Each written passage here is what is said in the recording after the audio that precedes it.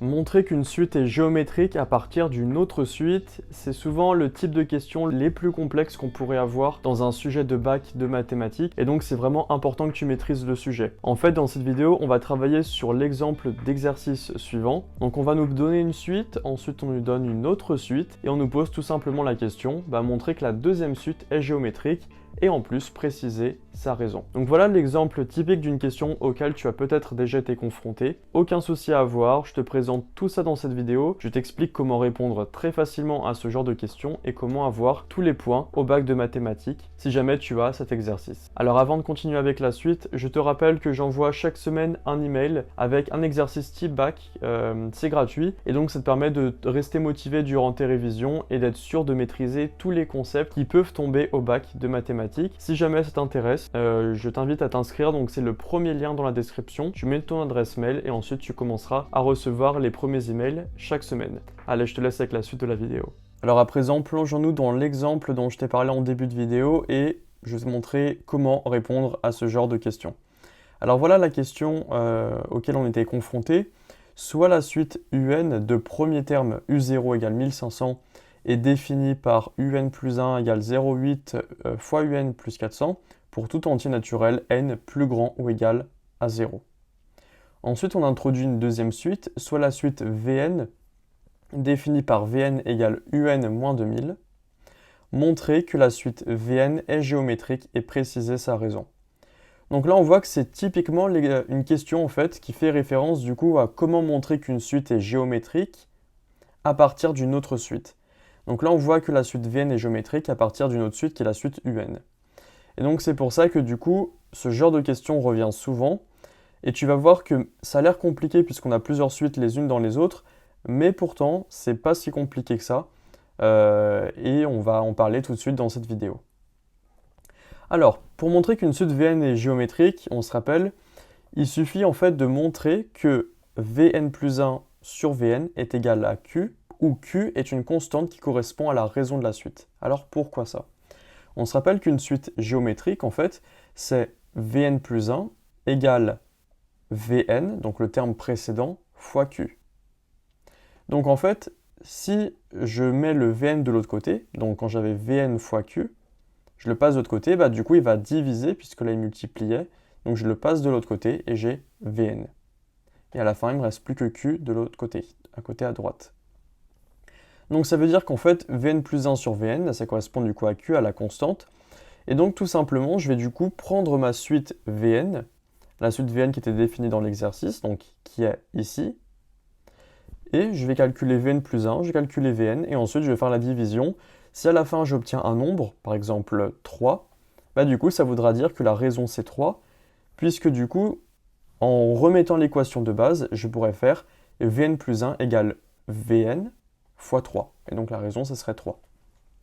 Donc si j'obtiens une constante, c'est-à-dire un nombre, alors la suite est géométrique. Si j'obtiens une valeur, par exemple, qui dépend de n, ou une valeur qui dépend de Vn, etc., pas une valeur fixe, on va dire, alors du coup, la suite ne serait pas géométrique. Donc ça, c'est une phrase un peu à apprendre par cœur, une phrase que tu devras répéter en début de réponse pour que ce soit clair et pour toi et pour le correcteur. Et donc pour vraiment introduire finalement ce que tu vas faire. Donc si on commence à faire le calcul, donc on va calculer Vn plus 1 sur Vn.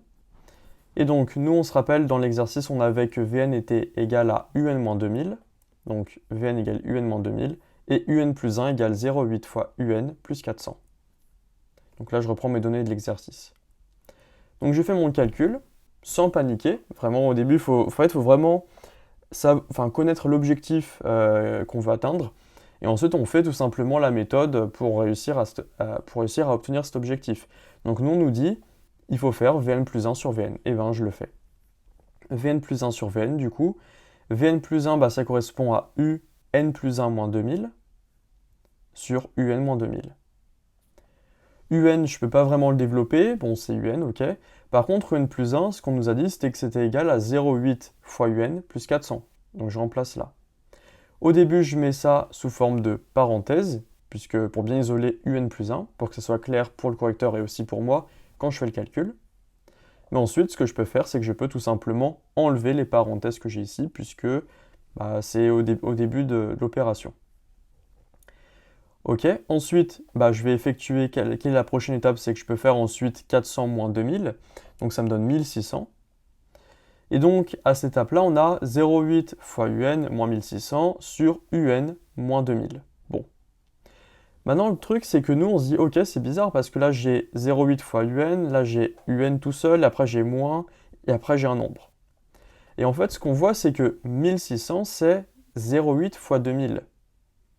Tiens, le 2000 qui apparaît en dessous, et tiens, le 0,8 qui apparaît ici aussi, qui multiplie le UN. Donc, ce que je vais pouvoir me dire, c'est que je vais dire, ok, en fait, tout simplement, je vais pouvoir factoriser par UN-2000. Donc, en fait, j'ai, par 0,8 en haut et 1 par en bas, ou en fait, oui, UN-2000. Donc là, j'ai isolé le UN-2000 en haut. Donc, en fait, j'ai mon 0,8 qui apparaît devant. C'est comme si je faisais une factorisation. Donc effectivement, quand je vais faire la distributivité, je vais bien pouvoir repasser à ça. 0,8 fois UN, oui, moins 0,8 fois 2000, 1600, on le disait avant. On l'a fait à la calculatrice.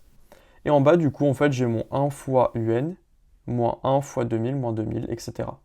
Donc là, j'ai bien retrouvé mon opération de base.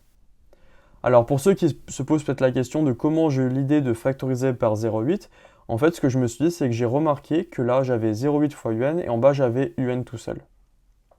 Donc je me suis dit, allez, on factorise par 0,8 en haut, mais du coup quand je factorise 1600 par 0,8, donc quand je fais en fait 1600 divisé par 0,8, j'ai 2000 et, coïncidence ou non, je retombe sur le 2000 d'en bas. Voilà comment j'ai eu l'idée. En fait c'est ce nombre ici qui m'a indiqué qu'il fallait factoriser par 0,8. Parce que ici, j'avais rien, en fait. Donc, puisque j'ai le même terme en haut et en bas, je peux le supprimer. Donc, j'ai 0,8 sur 1, et donc ça fait 0,8. Donc, si on récapitule, Vn plus 1 sur Vn, ça fait 0,8. Autrement dit, si je bouge un peu les signes de l'autre côté, comme j'avais fait en haut, ça voudrait dire que Vn plus 1 égale Vn, que je passe ici, fois, comme je change de côté, Vn fois 0,8. Et donc, ça voudrait dire que la raison, c'est bien de 0,8. Donc, je peux conclure en disant, la suite Vn est géométrique, puisque j'ai une fameuse constante, de raison 0,8.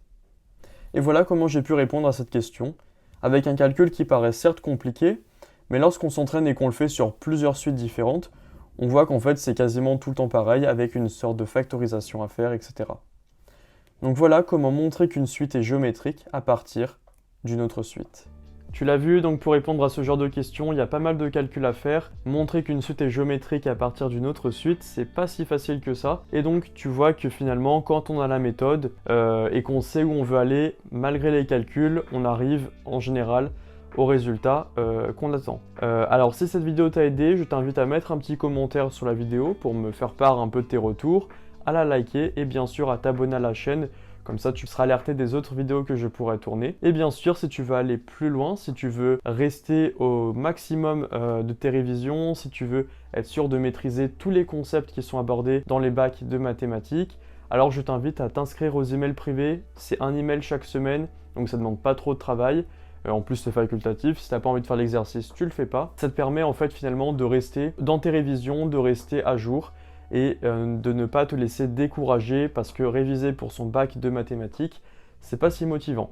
Alors si tu veux recevoir ces emails privés, c'est le premier lien dans la description, c'est gratuit, tu mets ton adresse mail et moi je commence à t'envoyer les premiers emails. Moi je te dis à très vite dans ta boîte mail ou alors dans une prochaine vidéo. À bientôt.